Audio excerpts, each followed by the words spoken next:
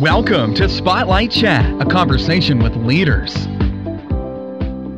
Our special guest today is Huseyin Gunay. He is the Director of Research and Compliance for Accord Education. Huseyin, thanks for joining us. First of all, what is a Director of Research and Compliance? Thank you. Director of Research and Compliance collects data from schools, especially charter schools that we are working with, and check them for their compliance, transparency, and accountability in terms of their data, governance, and finances.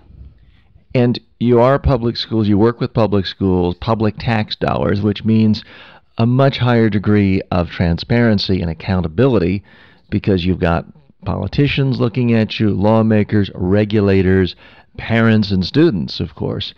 What are the metrics that people care about the most? Traditionally, you hear in the mainstream media reading rates, graduation rates, but what else do you measure?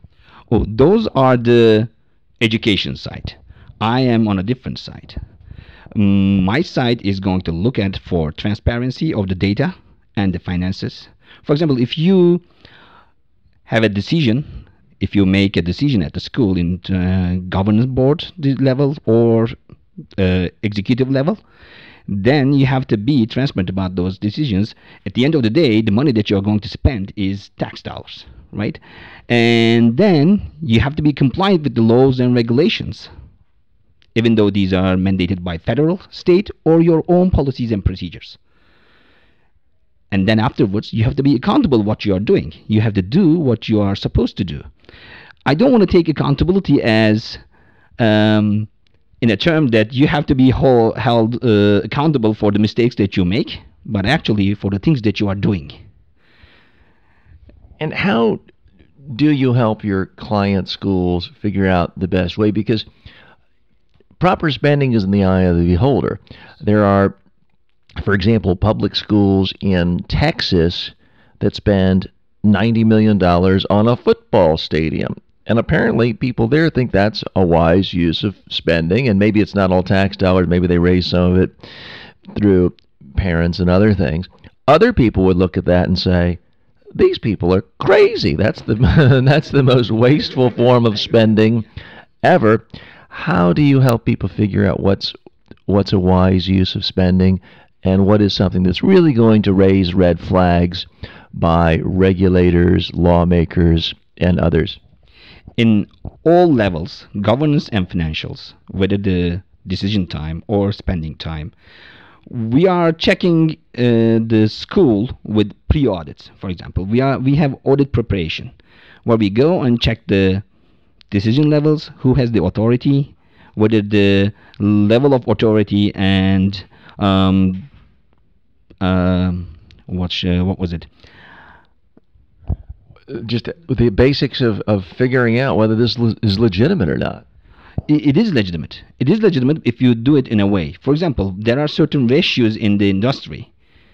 Suppose you are a public charter school. If you are spending only 30% of your fund for the teachers, that is not going good, because at the end of the day, your basic thing that you are doing is education. In general, 55% is the benchmark for the industry to spend on your teachers' salaries and benefits. If you're going below that, then you're not doing your job correctly, maybe. Or if you are spending 30% of your funds to your building, this is really high cost. Then people will start questioning you. But if you are in the certain limits, for example, 15% of your funds is going to your facilities, then you are doing your job correctly. That's what we are checking with our pre-audit. We have financial ratios analysis, which checks all these things, whether the money is spent correctly and they are meeting with the certain benchmarks. And with governance and structure analysis, we are checking whether the policies and procedures are working correctly, and the authorities giving their authorization at the time that they are supposed to. And with the financial operations side, we are checking whether the accounting is working in the school correctly. How do you actually determine what is officially classroom spending? Some parents are listening to this, and obviously people say, well, of course I want my tax dollars going for spending in the classroom and not for high-paid administrators. But how do you actually define that? If you're buying a textbook, that's not a teacher's salary. If you're paying for a teacher's pension, which they deserve, that's not directly in the moment helping the student. Students need some playgrounds. That's not in the... What actually gets defined as classroom spending versus other administrative costs? Administrative costs are the salaries and benefits paid to the administration and executives and office staff. Other than that, everything is pretty much spent in the classroom, in the school. As I mentioned, facility 15%. That is like the need for the students to be taught, and 55% salary and benefits for the teachers. That is also spent in the classroom. That makes up to 70%. Then 10% for the operations, which can include the cost of books and other stuffs. That's adding up to 80% of the funds are going to the basically the need of the students in the school. Then there are 10% for the administration, 5% for contingency, 5% for reserves, which are mandated by the states. Then you're pretty much spending most of your money to classroom actually.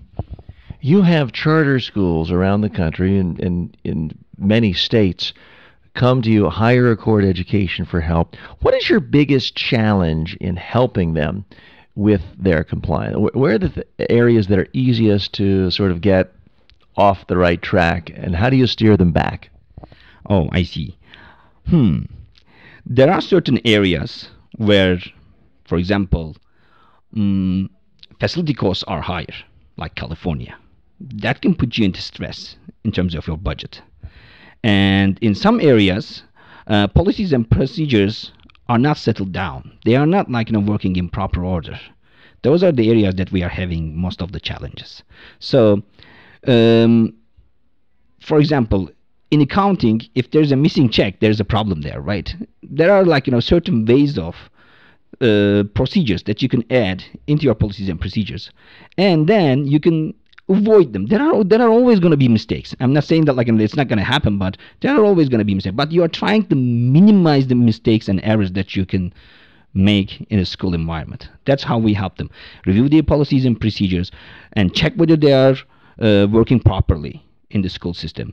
Do they have checks and balances in the school system? A couple of people are checking it or not. The ratios are satisfied.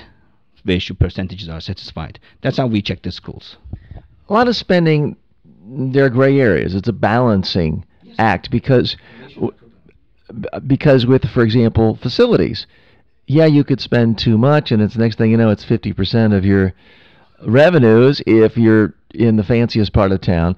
But if you just focus on saving money, you could rent an office building or a facility in the poorest, most dangerous part of town. You're saving money, but if students are afraid of getting beaten up on the way to school, that's not really helping either. How do you find the right balancing part of the spectrum when it comes to money on facilities?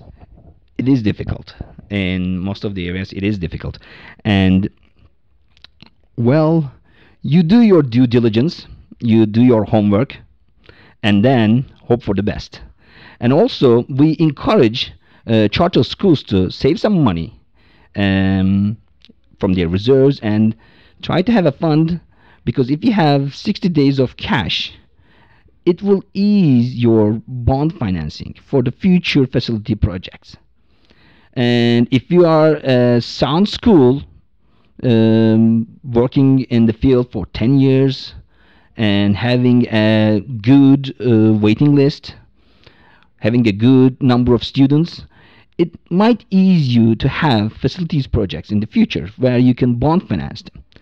That is how we are helping them as well. We are checking whether they have the proper reserves. More than that, whether those reserves are enough for them to have their dream facility in the future, where it can be chosen a nice place if you do your due diligence and your search, a perfect building you can construct from ground up, or you do the renovation in a already existing building according to the codes and stuff. That's why we help them as well. The organization is Accord Education. For more information, go to the website, and we've linked to it in the show notes. That's accordeducation.org. Huseyin, Gunay, thank you so much for being our guest today. Thank you for listening to Spotlight Chat, a conversation with leaders.